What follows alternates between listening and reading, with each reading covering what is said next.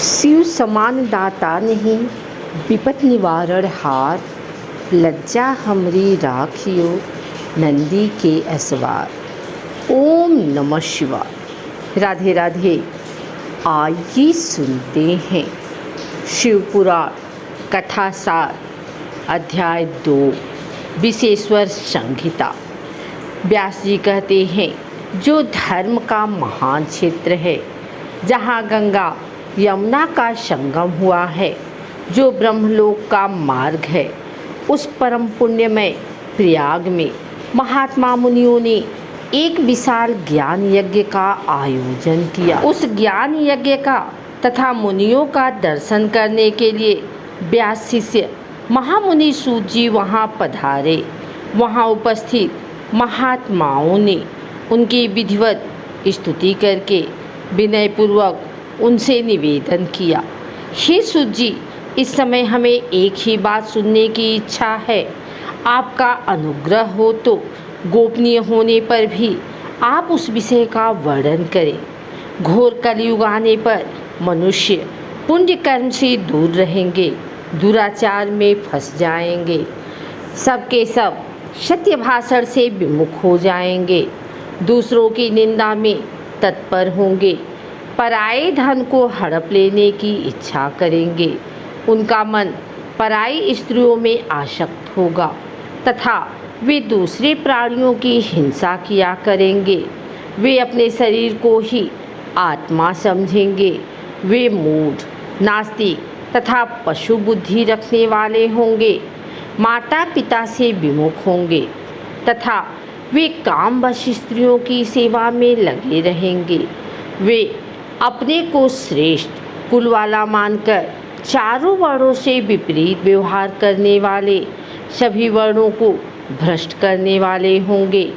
कलयुग की स्त्रियां प्रायः सदाचार से भ्रष्ट होंगी, पति का अपमान करने वाली होंगी, सास ससुर से द्रोह करने वाली होंगी, किसी से भय नहीं मानेंगी।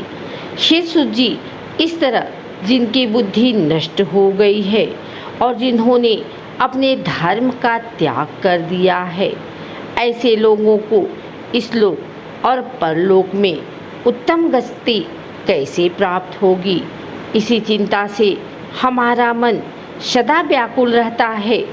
सूत जी बोले, हे साधु महात्माओं, आप सब ने तीनों लोकों का हित करने वाली अच्छी बात पूछी है। मैं इस विषय का वर्णन करता हूँ, आप लोग आदर पूर्वक सुने। कल्याण प्राप्ति का उत्तम साधन, सबसे उत्तम जो शिव पुराण है, वह वेदांत का सार सर्वस्व है तथा वक्ता और श्रोता का समस्त पापों का उद्धार करने वाला है। वह परलोक में परमार्थ को वस्तु को देने वाला है। कल की कल्मश राशि का वह विनाशक है। उसमें भगवान शिव के उत्तम यश का वर्णन है। हे ब्राह्मणों, धन, अर्थ, काम और मोक्ष, इन चारों पुरुषार्थों को देने वाले उस पुराण का प्रभाव विस्तार को प्राप्त हो रहा है। हे विप्रवरों, उस सर्वोत्तम शिव पुराण के अध्ययन एवं श्रावण मात्र वे कलयुग के पापाशक जीव श्रेष्ठतम गति को प्राप्त हो सकेंगे। एक बार महर्षिगण परस्पर वाद विवाद में फंस गए, तब वे सबके सब अपनी शंका के समाधान के लिए ब्रह्मा जी के पास गए।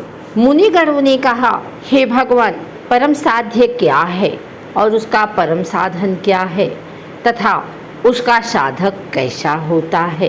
ब्रह्मा जी कहते हैं, शिव पद की प्राप्ति का साध्य है, उनकी सेवा ही साधन है तथा उनके प्रसाद से जो नित्य नैमित्तिकी आदि फलों की प्रति निष्प्रिय होता है, वही साधक है। भगवान शंकर का श्रवण, कीर्तन और मनन, ये तीनों महत्तर साधन कहे गए हैं। ये तीनों ही वेद सम्मत हैं।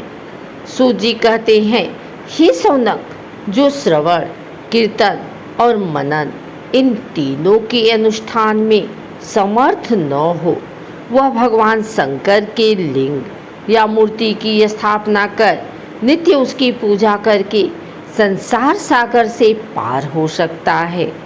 ऋषिगणों के यह पूछने पर कि मूर्ति में ही सर्वत्र देवताओं की पूजा होती है, परंतु भगवान शिव की पूजा सब जगह मूर्ति में और लिंग में क्यों की जाती है?